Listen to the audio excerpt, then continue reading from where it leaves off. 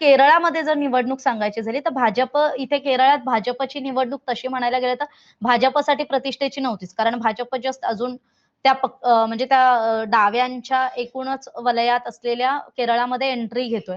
त्यामुळे भाजप अगदी 1-2 जागांवर आघाडीवर आहे. हे निवडणूक झाली ती युडीएफ विरुद्ध एलडीएफ. आता युडीएफ म्हणजे काय, तर युनायटेड डेमोक्रॅटिक फ्रंट, यातला मुख्य पक्ष आहे तो काँग्रेस, जो खरं तर सध्या सत्तेच्या जवळ आहे. आणि या युडीएफ मध्ये जे त्यांच्या सोबत म्हणजे काँग्रेस सोबत असणारे दुसरे पक्ष कुठले, तर इंडियन युनियन मुस्लिम लीग आणि केरळा काँग्रेस, हे तिथले दोन वेगळे गट आहेत जे खरं तर सध्या काँग्रेस सोबत त्या आघाडीत आहेत. आणि त्यांची भूमिका अशी दिसते सध्याच्या घडीला की ते त्यांची विचारधारा सांगायची झाली ते मध्यम मार्गी आहेत, विकासाभिमुख त्यांचे राजकारण करण्याची कार्यशैली आहे आणि धर्मनिरपेक्षतेवर चालणारी ही आघाडी आहे. आणि सध्याच्या निकालानुसार तरी ही आघाडी म्हणजे काँग्रेसच्या नेतृत्वाखालील युडीएफची आघाडी ही सत्तेत येऊ शकते. आता त्यांच्या विरोधात जी आहे ती लेफ्ट डेमोक्रॅटिक फ्रंट ही आघाडी आहे. कम्युनिस्ट पार्टी ऑफ इंडिया, मार्क्सवादी यांची खरं तर सीपीआयएम असं म्हटलं जातं, यांच्या खरं तर नेतृत्वाखाली ही लेफ्ट डेमोक्रॅटिक फ्रंट असते. आणि यांच्या सोबत इतर पक्ष कोण आहेत तर सीपीआय म्हणजेच कम्युनिस्ट पार्टी ऑफ इंडिया आणि इतर डावे पक्ष म्हणजे जे या विचारधारेवर चालणारे लोक आहेत. आता डावी विचारधारा म्हणजे काय, तर समाजवादी विचारधारा, कल्याणकारी धोरणं, कामगारांच्या दृष्टीनं विचार करणारी ही कम्युनिस्ट पार्टी ऑफ इंडिया असते. आता केरळामध्ये खरं तर या डाव्यांची अनेक वर्षांपासून सत्ता आहे, पण यंदा मात्र ही आघाडी पिछाडीवर आहे.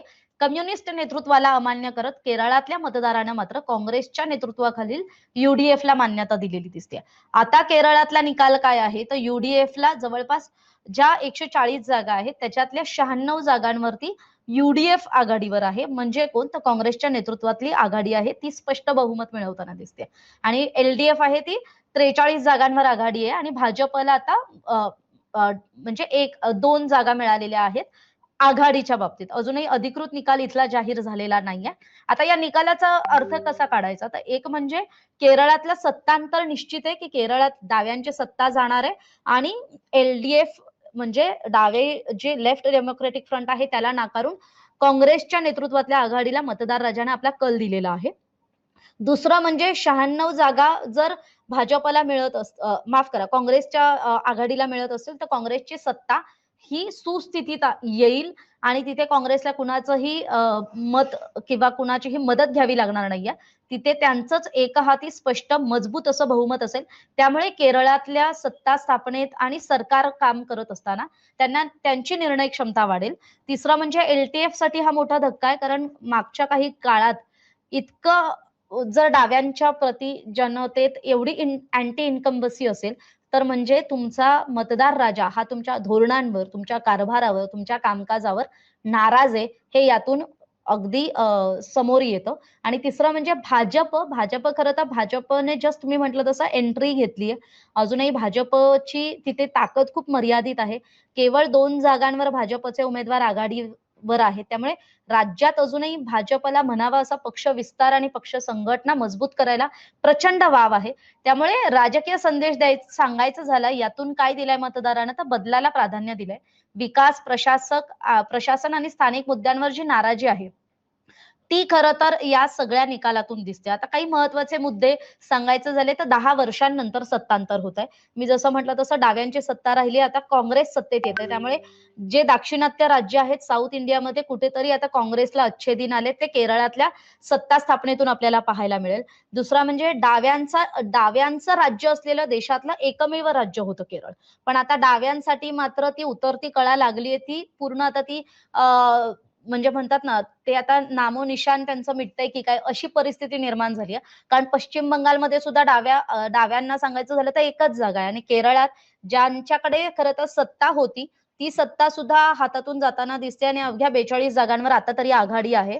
अँटी इन्कम्बन्सीचा मी मगाशी म्हटलं तसं की धोरणं, प्रशासनाची धोरणं असतील, अंमलबजावणी असेल, सरकारचं कामकाज असेल, त्यावर मतदार राजा हा मात्र नाराज झालेला दिसतोय. कारण तुम्ही ज्यावेळेस दीर्घकाळ सत्तेत असता, त्यावेळेस तुम्ही जेव्हा सत्ता तुमच्याकडे कन्सिस्टंटली येत असते, त्यावेळेस मात्र तुम्ही मतदार राजाप्रती जो तुमचं एक तुमची जी देण्याचं तुमचं जे काम आहे किंवा मतदार राजानं ज्या पद्धतीने तुमच्यावर विश्वास दाखवलाय, त्याच्या ज्या तुमच्याकडून आशा, अपेक्षा आहेत, त्या मात्र कुठेतरी तुम्ही टिकवण्यात यशस्वी ठरलेल्या नाहीत, असं या निकालातून दिसतंय.